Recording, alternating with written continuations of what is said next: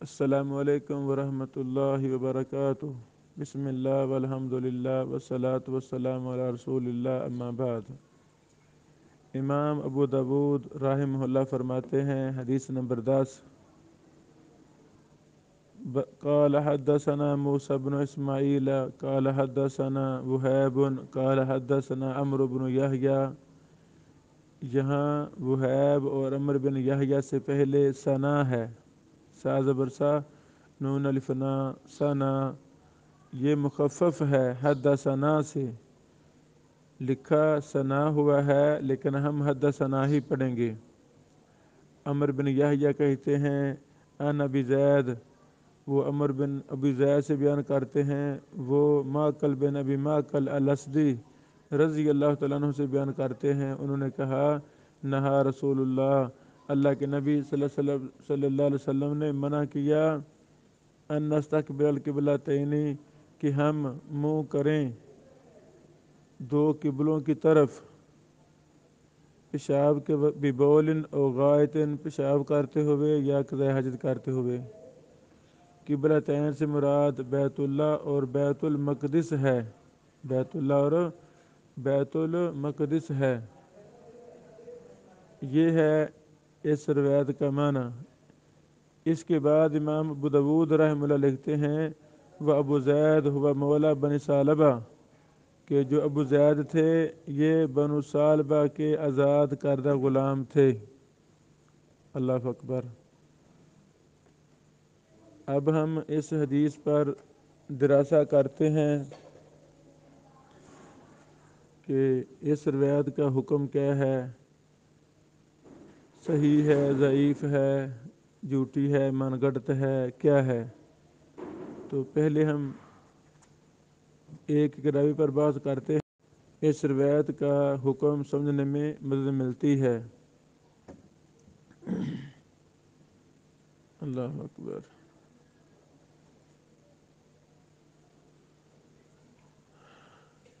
پہلے ایک فائدہ یہ ہے کہ یہ روایت ضعیف ہے، یہ روایت ضعیف ہے، اس کے ضعف کی علت ابو زید راوی ہے، ابو زید راوی، ابو زید یہ مجہول ہے، ابو زید مجہول راوی ہے۔ اس روایت کے معنی کی ایک توجیہ علامہ خطابی رحمہ اللہ نے بیان کی ہے۔ علامہ خطابی رحمہ اللہ اس حدیث کے معنی کی توجیہ بیان کرتے ہیں کہ قبلتین سے مراد کعبہ اور بیت المقدس ہے۔ وہ کہتے ہیں یہ احترام کی وجہ سے ہے، احترام کی بنا پر ہے۔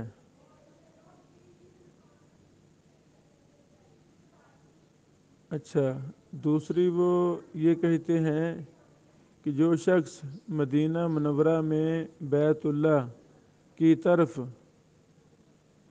منہ کرے گا تو وہ لازماً بیت المقدس کی طرف پشت کر کے ہی بیٹھے گا، یعنی مدینہ منورہ میں اگر کوئی شخص بیت اللہ کی طرف منہ کرتا ہے تو وہاں اس کی پشت بیت المقدس کی طرف ہوگی، یہ ایک توجیہ ہے۔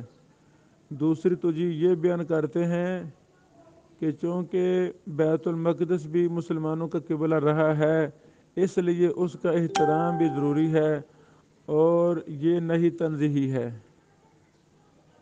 اچھا جی، حوالہ معالم السنن جلد نمبر 1 صفحہ نمبر 17، امام خطابی رحمہ اللہ نے ابو داؤد کی شرح لکھی، اس کے کیا نام رکھا، معالم السنن،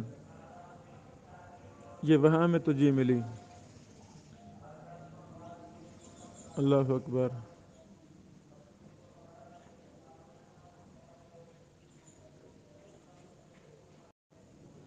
اس روایت کے معنی کی یہی توجیہ علامہ مناوی رحمہ اللہ نے بھی بیان کی ہے اپنی کتاب التیسیر بشرح الجامع الصغیر جلد نمبر 2 صفحہ نمبر 477 میں۔ یہ بات لکھ لیں کہ شیخ البانی رحمہ اللہ نے اس روایت کو منکر کہا ہے، منکر۔ مختصر ابو داود میں بھی جو حکم ہے تحقیق شیخ مختصر، وہاں بھی منکر لکھا ہوا ہے، اور جو مفصل تخریج ہے ابو داود علوم شیخ البانی رحمہ اللہ کی، وہاں بھی منکر لکھا ہوا ہے۔ واضح؟ اب منکر کسے کہتے ہیں، یہ اصول حدیث کا مسئلہ ہے۔ منکر کس روایت کو کہتے ہیں؟ جس میں ضعیف ثقہ کی مخالفت کر رہا ہو۔ کیا مطلب؟ ایک استاد کے دو شاگرد ہیں، ایک استاد کے دو شاگرد ہیں، ایک ضعیف ہے ایک ثقہ ہے۔ ضعیف بھی اس کو بیان کرتا ہے، ثقہ بھی اس کو بیان کرتا ہے۔ ثقہ کچھ اور بیان کر رہا ہے، ضعیف کچھ اور بیان کر رہا ہے، یعنی ضعیف ثقہ کی مخالفت کر رہا ہے، تو ضعیف کی روایت کو کیا دیتے ہیں محدثین؟ منکر۔ کیا کہہ دیتے ہیں؟ منکر۔ یہ ہے تعریف۔ تو اس روایت میں ابو زید مجہول راوی ہے، ابو زید مجہول راوی ہے، ان کا کوئی تابع نہیں ہے کہ جس کی یہ مخالفت کر رہے ہوں اور وہ ثقہ بھی ہو۔ ہمیں ان کا مطابق ملا نہیں ملا، نہ کسی اور محدث کو ملا۔ تو جب اس کا کوئی تابع نہیں ہے کہ وہ ثقہ بھی ہوتا، تو پھر ابو زید کس کی مخالفت کر رہا ہے؟ ہمارے علم میں نہیں ہے، نہ ہی محدثین کے علم میں ہے۔ تو اس وجہ سے اس روایت کو منکر نہیں کہنا چاہیے، ضعیف کہنا چاہیے۔ اور کسی بھی امام اور محدث نے ائمہ حدیث میں سے اس روایت کو منکر نہیں کہا سوائے شیخ البانی رحمہ اللہ کے۔ شیخ البانی رحمہ اللہ نے اس کو منکر کہا ہے، باقی کسی بھی محدث نے اس کو منکر نہیں کہا۔ یہاں ایک بات میں اور بطور تنبیہ، بطور فائدہ بیان کرنا چاہتا ہوں۔ مختصر تحقیق جو شیخ البانی رحمہ اللہ کی ابو داؤد پر ہے، اس کے ہمارے سامنے دو نسخے ہیں۔ ایک نسخہ شیخ البانی صاحب کے شاگرد مشہور حسن صاحب والا ہے، دوسرا نسخہ شیخ البانی صاحب کے شاگرد موسیٰ ہادی، کیا نام تھا؟ اسام موسیٰ ہادی، اسام موسیٰ ہادی صاحب کا ہے۔ دونوں زندہ ہیں، اردن میں ہیں، دونوں ہی ماشاءاللہ بڑے محدثین محققین ہیں، اللہ ان کی خدمت قبول فرمائے۔ اب پریشانی یہ ہے کہ مختصر جو حکم ہے شیخ البانی کے ابو داؤد کا، ابو داؤد میں یہ دو نسخے ہمارے سامنے ہیں۔ مثلا یہی روایت حدیث نمبر 10 اسام موسیٰ ہادی کے نسخہ میں لکھا ہوا ہے ضعیف، مشہور حسن صاحب کے نسخہ میں لکھا ہوا ہے منکر۔ یہ فرق ہو گیا نا۔ اب ہم کیا لیں گے؟ اب ہم کیا تحقیق کر کے لیں گے؟ تو ہم دیکھیں گے، تحقیق کریں گے۔ جب ہم نے شیخ البانی صاحب کی اصل دیکھی الام، وہاں بھی منکر تھا، تو شیخ البانی رحمہ اللہ نے مختصر بھی منکر لکھا ہے، اور اصل مفصل تخریج تحقیق میں بھی اس کو منکر کہا ہے۔ یہی بات درست ہے۔ تو اسام موسیٰ ہادی صاحب نے اس کو ضعیف کہا ہے۔ یہ ضعیف کا حکم شیخ البانی صاحب کا نہیں ہے۔ اچھا، اسام موسیٰ ہادی صاحب نے لکھا ہے مقدمہ میں کہ میں شیخ البانی کی حکم نقل کروں گا، ہاں جہاں مجھے اختلاف ہوگا وہاں میں نیچے وضاحت کروں گا۔ تو اسام موسیٰ ہادی صاحب نے حدیث نمبر 10 کی تحقیق میں لکھا ہے ضعیف، نیچے وضاحت کی نہیں۔ یہ ایک نہیں، اور بھی ہمیں بیسیوں اختلافات ملے ہیں۔ اسام موسیٰ کے نسخہ میں کچھ لکھا ہے، مشہور حسن صاحب کے نسخہ میں کچھ لکھا ہے۔ یہ عقدہ ہمیں اب رمضان میں ہم پر کھلا جب ہم نے دورہ کروایا پورا مہینہ علماء کو اپنے ادارہ سنن ریسرچ سینٹر لاہور میں، کہ سنن ابو داود میں معلول روایات دراسہ و تحقیق یہ ہم نے کروایا۔ اس میں بے شمار ہمیں ایسی روایتیں ملیں کہ مشہور حسن صاحب کے نسخہ میں کچھ لکھا ہوا ہے، اسام موسیٰ اس حدیث صاحب کے نسخہ میں کچھ لکھا ہوا ہے۔ ایسے ہونا چاہیے نہیں تھا۔ بہرحال انس بیٹا، وقار بیٹا، آپ کی میں ڈیوٹی لگا رہا ہوں۔ آج مغرب تک آپ دونوں بیٹوں نے، میں اوپر جٹ اللہ کے دکان سے دے رہا ہوں حدیث نمبر ایک، یعنی 3 ڈبے بنانا پورے صفحے میں. پہلا نمبر ڈبہ حدیث نمبر، دوسرے ڈبے میں لکھنا ہے مشہور حسن، تیسرے میں لکھنا ہے اسام موسیٰ ہادی.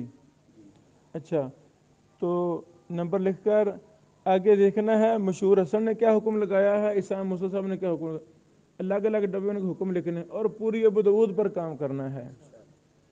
واضح، یہ ایک علمی کام ہے، تو تاکہ ابو داؤد کے قارئین تک یہ ہم ایک اہم پیغام، پھر ہم اس کو کمپوزنگ کروا کے PDF میں ہم نشر کر دیں گے. یہ بڑا اہم مسئلہ ہے، ایسے نہیں ہونا چاہیے تھا، ایسے ہونا چاہیے نہیں تھا. یہ بات ختم ہوئی. اب ہم آتے ہیں روایت حدیث کی طرف. پہلے راوی ہے موسیٰ بن اسماعیل، یہ راوی ثقہ ہیں، حافظ ہیں، مامون ہیں، ان پر تفصیلی بحث پہلے گزر چکی ہے، تو جس پر پہلے بحث گزر جائے پھر ہم دوبارہ کریں گے نہیں، وقت بچائیں گے. دوسرے راوی ہیں وہیب، ان کا پورا نام وہیب بن خالد بن عجلان الباہلی ہے. ثقۃ ثبت ہیں، اسی کا ثبت ہیں، لیکن آخر عمر میں تھوڑے سے ان کا حافظہ تبدیل ہو گیا تھا. اسے کہہ دیتے ہیں مختلط راوی، جو اختلاط کا شکار ہو جائے، آخر عمر میں کسی عارضہ کی وجہ سے اس کا حافظہ خراب ہو جائے، بگڑ جائے، تو ایسے راوی کی روایت حکم کیا ہوتا ہے، اختلاط سے پہلے جو راوی بیان کرتے ہیں ان کی حدیثیں صحیح ہوتی ہیں، جو اختلاط کے بعد بیان کرتے ہیں تو ان کی حدیثیں ضعیف ہوتی ہیں. اس میں تفصیل ہے. ہماری کتاب علل الحدیث کے اصول و ضوابط جو 300 صفحے پر ہے، تقریباً اردو میں مطبوع ہے، اس کتاب میں ہم نے اختلاط پر بحث کی ہے، جامع معنی بحث کی ہے. اچھا، ان کی حالات بھی پہلے گزر چکے ہیں وہیب کے. تیسرے راوی ہیں عمر بن یحییٰ. عمر بن یحییٰ ان کا پورا نام ہے المازنی، عمر بن یحییٰ المازنی. یہ ابن ماجہ وغیرہ میں وضاحت ہے کہ عمر بن یحییٰ سے مراد المازنی ہے. مکمل نام عمر بن یحییٰ بن عمارہ، عمر بن یحییٰ بن عمارہ المدنی ہے. اللہ اکبر.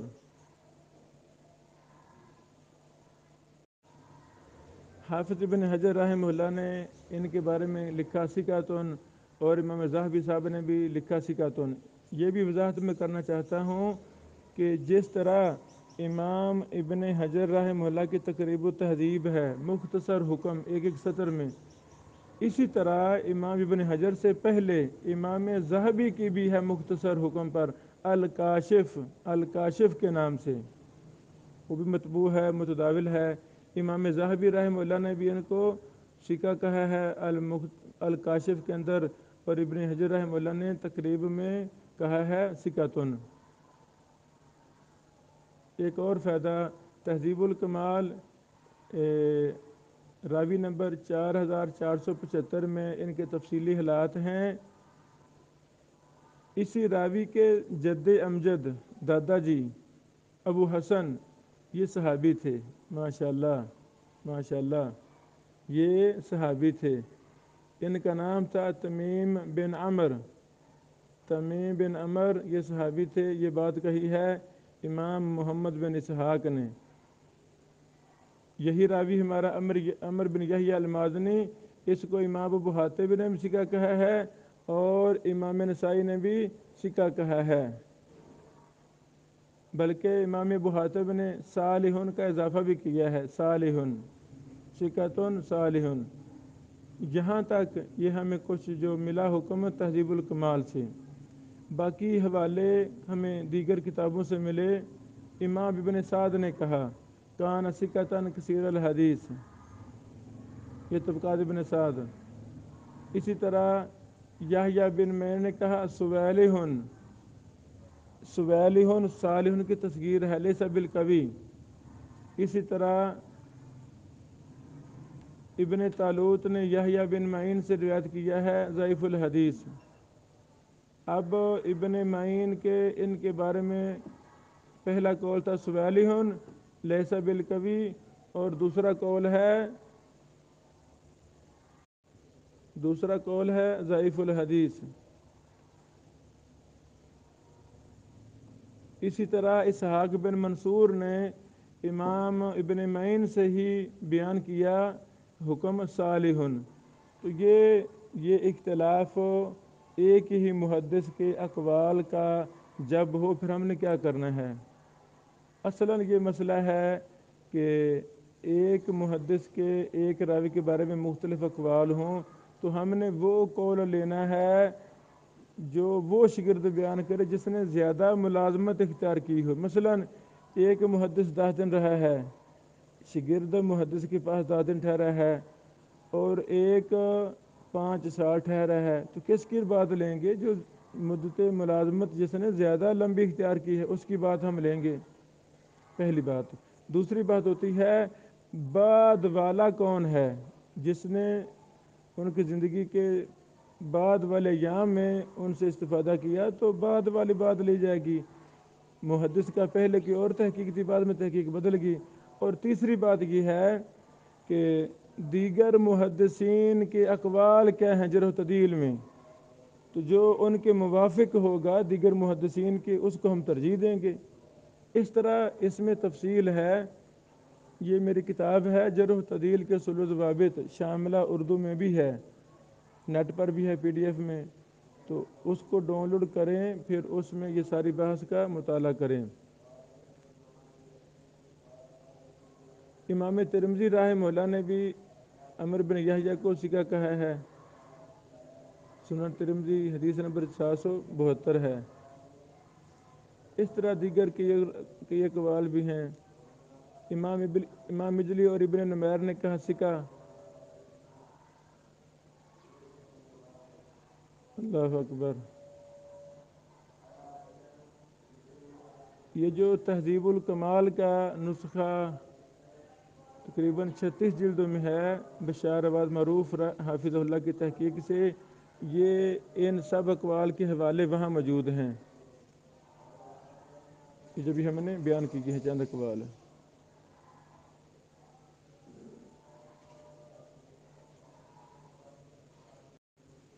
عمر بن یحییٰ مازنی کے بعد ہمارے راوی ہیں ابو زید مولا بن ثعلبہ۔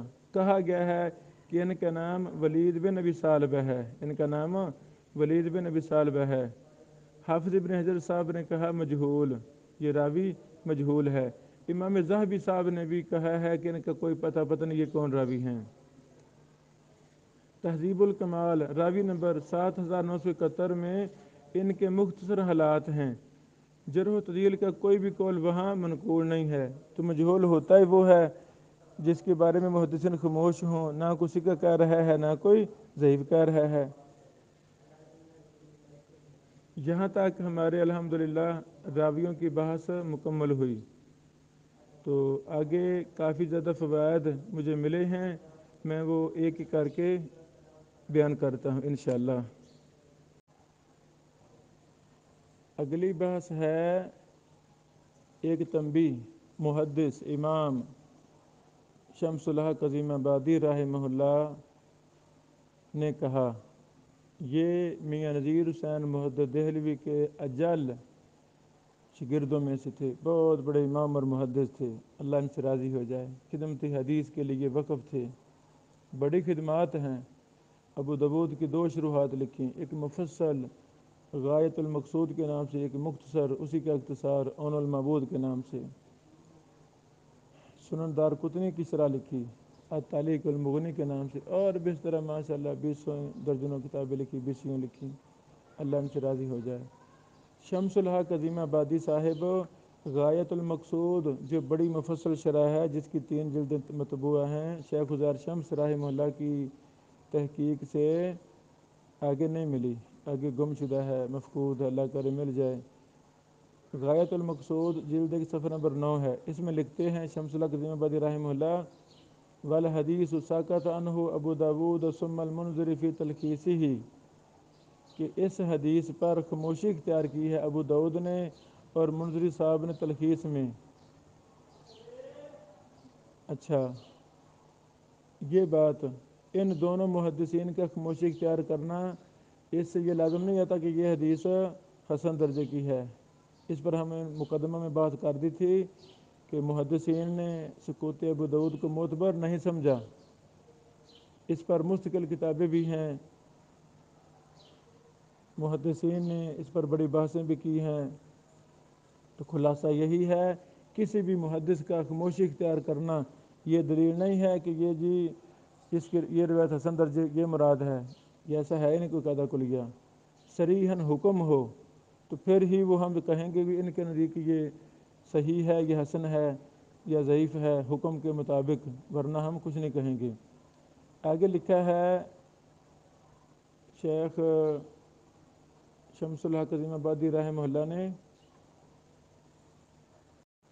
وما اوردہ الذہبی فی المیزان، کہ اس کو امام ذہبی صاحب نے میزان میں بھی نقل نہیں کیا۔ کس کو؟ اس راوی کو، ابو زید کو، چونکہ میزان کے اندر ضعیف اور کذاب وضع مجہول وغیرہ راوی ہیں، تو امام شمس الحق عظیم آبادی صاحب اشارہ کر رہے ہیں کہ اس راوی کو ابو زید کو میزان میں ذکر نہیں کیا گیا۔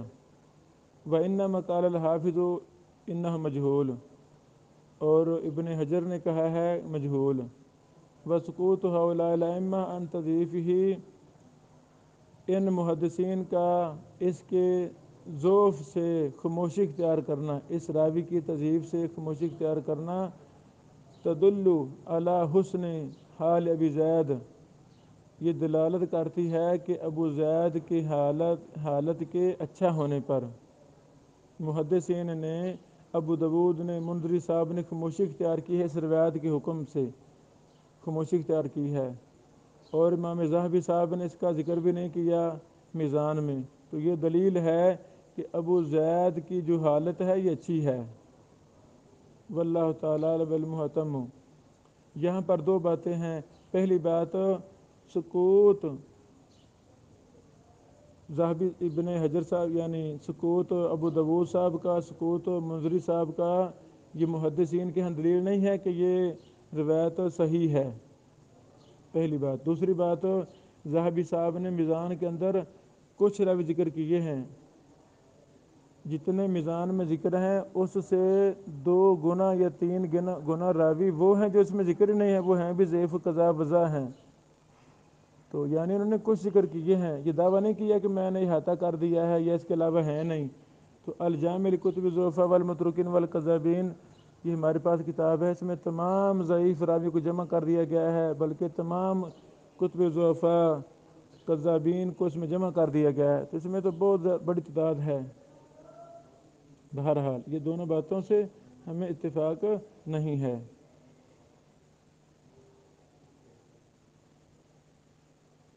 معقل بن ابی معقل الاسدی رضی اللہ تعالیٰ عنہ، یہ صحابی رسول صلی اللہ علیہ وسلم ہیں۔ اب ہم آتے ہیں اس حدیث کے حکم کی طرف۔ حافظ ابن حجر رحمہ اللہ نے کہا، وَهُوَ حدیث ضعیف، یہ حدیث ضعیف ہے، لأن فیہ راویا مجہول الحال، کیونکہ اس میں ایک راوی ہیں جو مجہول الحال ہیں، مجہول الحال راوی ہیں، یہ روایت ضعیف ہے۔ پھر فرماتے ہیں وَعَلَىٰ تَقْدِيرِ صِحَتِهِ، اس حدیث کے صحیح اگر صحیح مانا جائے، صحیح مراد لیا جائے کہ یہ روایت صحیح ہے، تو پھر اس سے مراد کیا ہے؟ فالمراد بذلک اہل المدینہ، پھر اس سے مراد مدینہ والے ہیں، ومن علی سمتها، اور وہ لوگ جو اسی جہت پر ہیں، لأن استقبالہم بیت المقدس، کیونکہ مدینہ والوں کا مدینہ میں بیت المقدس کی طرف منہ کر کے پیشاب کرنا، یستلزم استدبارہم الکعبہ، یہ لازم آتا ہے کہ ان کی پیٹھ کعبہ کی طرف ہو۔ فَالْإِلَّةُ اسْتِدْبَارُ الْكَعْبَةِ لَا اسْتِقْبَالُ بَيْتِ الْمَقْدِسِ، اللہ اکبر۔ تو علت کعبہ کی طرف پیٹھ پھیرنا ہوئی، نہ کہ بیت المقدس کی طرف، یعنی علت پھر کیا ہے کہ کعبہ کی طرف پیٹھ ہو رہی ہے، پشت ہو رہی ہے، نہ کہ بیت المقدس کی طرف منہ کرنا یہ علت ہے۔ یہ بڑا ہی اہم نقطہ امام ابن حجر رحمہ اللہ نے فتح الباری میں بیان کر دیا ماشاءاللہ۔ جلد 1 صفحہ نمبر 246 ہے۔ نیز یہی فائدہ نیل الاوتار میں بھی منقول ہے، جلد 1 صفحہ نمبر 105۔ علامہ بصیری رحمہ اللہ نے زوائد ابن ماجہ میں کہا ابو زید مجہول الحال فالحدیث ضعیف بہ، تو ضعیف، جب یہ ابو زید مجہول ہیں اس کی وجہ سے یہ روایت ضعیف ہے۔ اب ہم آتے ہیں ضعیف ابو داؤد علم کی طرف۔ جیسے صحیح ابو داؤد علم ہے الگ، ویسے ہی ضعیف ابو داؤد علم ہے شیخ البانی صاحب کی تحقیق سے۔ ضعیف ابو داؤد علم جلد 1 صفحہ نمبر 11 میں ہے، قلت منکر، شیخ البانی صاحب فرماتے ہیں میں کہتا ہوں یہ منکر ہے۔ تو منکر کی وضاحت میں نے پیچھے کر دی ہے اسی لیکچر میں، اور یوٹیوب پر سرچ کریں گے منکر کے اصول و ضوابط، اس پر میرا الحمدللہ تقریباً کو 1.5 گھنٹے سے زیادہ، 1.5 گھنٹے کا تقریباً ایک لیکچر ہے منکر پر ہی۔ اس پر ہم نے ایک مفصل کتاب لکھی ہے منکر کے اصول و ضوابط پر، لیکچر ہمارا یعنی متداول ہے یوٹیوب پر، وہ ضرور سنیں، بڑا فائدہ ہوگا۔ لیکن کتاب وہ تحریر ہو چکی ہے، کمپوزنگ ہو چکی ہے، ابھی ہم نے اس کو شائع نہیں کیا۔ اللہ توفیق دے، زندگی دے، پھر ہم اس کو شائع کریں گے۔ یعنی ایک ایک اصطلاح، ایک ایک اصول کے پیچھے جہان آباد ہیں بڑے بڑے، تو ہم چونکہ طالب علم ہیں، لگے رہتے ہیں سرچ کرنے میں، لکھنے میں، چیزیں ملتی رہتی ہیں، پھر ہم وہ چیزیں جمع کرتے رہتے ہیں۔ شیخ البانی صاحب فرماتے ہیں منکر و ابو زید لیس بالمعروف، ابو زید راوی معروف نہیں ہیں، کما قال ابن المدینی وغیرہ، جیسے ابن مدینی وغیرہ نے کہا، اور حافظ ابن حجر نے کہا حدیث ضعیف۔ یہ باتیں شیخ البانی صاحب نے ذکر کی ہیں۔ اس کے آگے شیخ البانی صاحب رحمہ اللہ اس کی سند ذکر کرتے ہیں، ابو داؤد والی سند، اس کے بعد فرماتے ہیں وقد ساقط علیہ ابو داؤد کما ترى وتابعہ المنذری فی مختصرہ، آگے تجب کی نشانی ہے۔ شیخ البانی صاحب فرماتے ہیں کہ ابو داؤد رحمہ اللہ نے اس پر خاموشی اختیار کی ہے اور ان کی پیروی کی ہے منذری صاحب نے، جیسے آپ دیکھتے ہیں ان تعجب کر رہے ہیں کہ خاموشی اختیار نہیں کرنی چاہیے تھی۔ اور ابن مدینی کا جو قول مذکور ہے یہ تہذیب و تہذیب میں منقول ہے ابن حجر رحمہ اللہ سے، اور ابن حجر رحمہ اللہ نے تقریب میں کہا اس کا نام کہا گیا ہے ولید، اور یہ مجہول ہے۔ امام ذہبی نے مختصر سنن کبریٰ بہقی میں، امام ذہبی صاحب کی جیسے مستدرک حاکم کا انہوں نے مختصر کیا تھا، ویسے ہی سنن کبریٰ بہقی کا بھی مختصر کیا۔ وہاں لکھا ہے ذہبی صاحب نے لا یدری من ہوا، پتہ نہیں ہے یہ کون راوی ہے، پتہ نہیں ہے یہ کون راوی ہے۔ تو امام ذہبی صاحب پر بھی ایک کام کا دراسہ ابھی تک نہیں ہوا میرے ناقص علم میں، اللہ کرے یہ بھی ہو جائے۔ امام ذہبی کے تمام کتابوں سے رفع تہذیب کے اعتبار سے راوی اکٹھے کیے جائیں، اور جو امام ذہبی کی رائے ہیں ان کو جمع کیا جائے۔ جیسے یہ رائے ہے لا یدری من ہوا، پتہ نہیں یہ کون ہے، یہ سنن کبریٰ بہقی کے اختصار میں یہ حکم ہے، اور ذہبی صاحب کی جرح و تعدیل کی کسی کتاب میں یہ حکم نہیں ہے۔ کافی میں دیکھتا رہا، مجھے کہیں نہیں ملا، یہ یہاں ملا ہے، وہ بھی امام البانی رحمہ اللہ کے حوالہ سے ملا ہے، انہوں نے کہا ہے۔ تو اب یہ اس طرح کتنے اقوال ایک کتاب میں ہیں، دوسری میں نہیں ہے، دوسری میں ہے، تیسری میں نہیں ہے۔ جو کثیر التصنیف انسان ہوتا ہے اس کی کتابوں میں ایسے یہ مسئلہ ہوتا ہے، تو ہمیں کوئی اٹھے بہن بھائی امام ذہبی صاحب کی ساری کتابوں سے صرف امام ذہبی کے حکموں کو جمع کر دیں۔ تو ابن حجر صاحب نے کہا فتح الباری میں حدیث ضعیف لأن فیہ راویا مجہول الحال۔ اچھا، ومن طریقی ہی رواہ ابن ماجہ، جلد 1 صفحہ 34 ہے، یہی سند ہے اس میں بھی، والبہقی فی سنن الکبریٰ، بہقی میں بھی یہ روایت ہے، جلد 1 صفحہ نمبر 91۔ اچھا، شیخ البانی صاحب فرماتے ہیں کہ نووی صاحب نے جو کہا ہے المجموع میں جلد 2 صفحہ 80 اسنادہ جید، امام نووی صاحب نے جو کہا ہے کہ اس کی سند جید ہے، شیخ البانی صاحب فرماتے ہیں غیر جید، یہ جید نہیں ہے، اس روایت کو جید کہنا، عمدہ کہنا، یہ جید نہیں ہے۔ وَإِنَّمَا غَرَّهُ ابو داود بسکوتہ، امام نبی کو ابو داود کے اس حدیث پر خاموشی اختیار کرنے میں دھوکے میں ڈالا ہے۔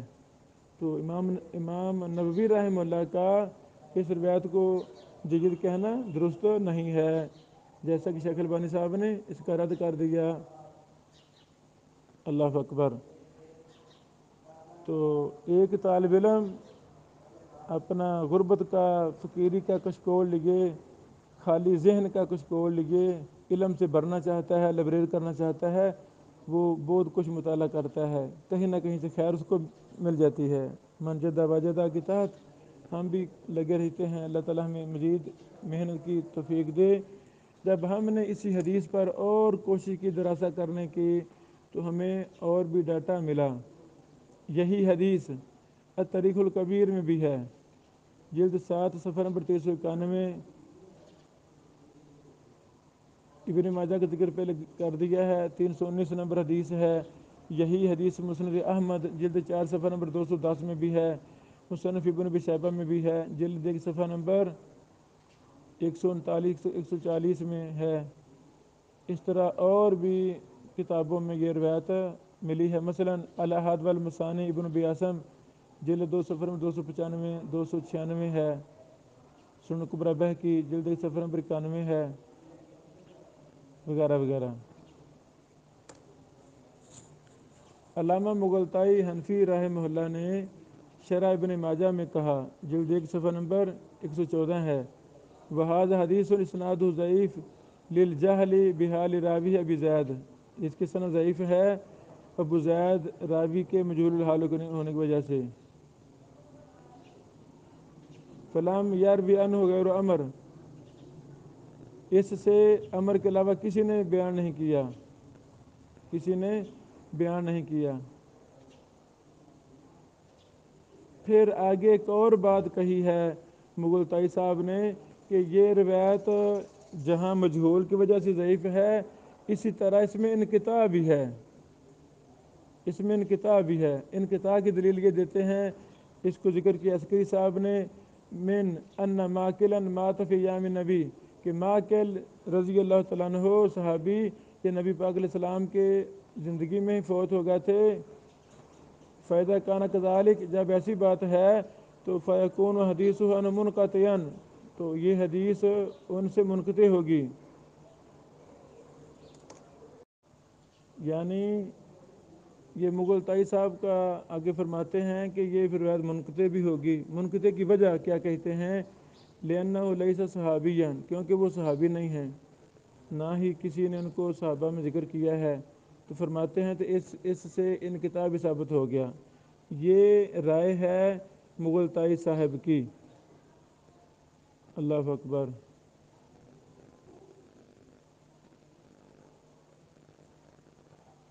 اب یہ منقطع ہے یا نہیں، اس پر مزید ہمیں نے دراسہ کرنا ہے۔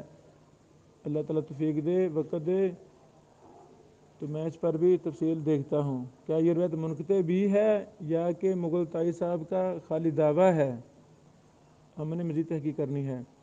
امام ذہبی رحمہ اللہ نے کناں میں کہا، جلد 2 صفحہ نمبر 99، لم یصح، یہ حدیث صحیح ثابت نہیں ہے۔ یہ چند مزید فوائد ملے تھے، تو اللہ اکبر۔ مطالعہ کے دوران مجھے اس کا ایک شاہد ملا ہے، اسی حدیث کا ایک شاہد مجھے ملا ہے۔ اب اس شاہد کی تحقیق ابھی باقی ہے، چونکہ بجلی وغیرہ رات کی ہمارے ہاں ختم ہے، طوفان بارش کی وجہ سے اللہ تعالیٰ ثانی فرمائے، تو رات تحقیق نہیں ہو سکی۔ وہ شاہد بھی میں بیان کرنا چاہتا ہوں۔ اس کا ایک شاہد ملا ہے جس میں وہی متن ہے جو ابو داؤد کی ہماری حدیث نمبر 10 کا متن ہے، اس کی تحقیق ابھی ہم نے نہیں کی۔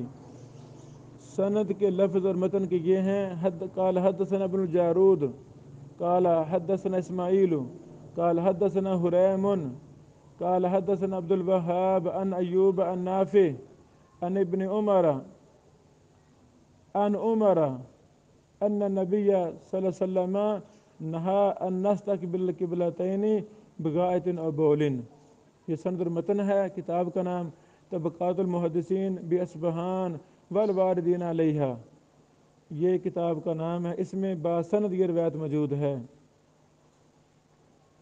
جلد نمبر 3 صفحہ نمبر 64 ہے۔ طبقات المحدثین کے مصنف کا نام ہے ابو محمد عبداللہ بن محمد بن جعفر بن حیان الانصاری المعروف ابی شیخ الاصفہانی، ابو شیخ الاصفہانی رحمہ اللہ کی یہ کتاب ہے جو 329 ہجری میں فوت ہوئے۔ اچھا، اب میں پھر کہہ دیتا ہوں، اس کی تحقیق ابھی باقی ہے، ہم نے تحقیق کرنی ہے، تو انشاءاللہ اس پر اگلے لیکچر میں ہم اس پر دراسہ بھی کوشش کریں گے پیش کیا جائے انشاءاللہ العزیز۔ اچھا، اب یہ روایت چونکہ ابن الجارود سے شروع ہوتی ہے، پھر میں منتقی ابن الجارود بھی دیکھتا رہا، جو مطبوع نسخہ ہے شیخ حوینی صاحب حفظہ اللہ کی تحقیق سے، الغوث المقدور کے نام سے، اس میں اس نسخہ میں یہ روایت نہیں ہے، واللہ عالم، اس نسخہ میں یہ روایت ہمیں نہیں ہے، نہیں ملی۔ یہ آج کے حدیث کا دراسہ تھا، اللہ تعالیٰ سے قبول فرمائے۔ کوئی بھی سوال ہو تو آپ بہن بھائی سوال ہم سے کر سکتے ہیں۔ بارک اللہ فیکم۔ جو میں نے کہا تحقیق کبھی کرنی ہے آپ بھی کریں، کوئی فائدہ ملے تو مجھے بتائیں، پھر میں بھی دیکھتا ہوں انشاءاللہ۔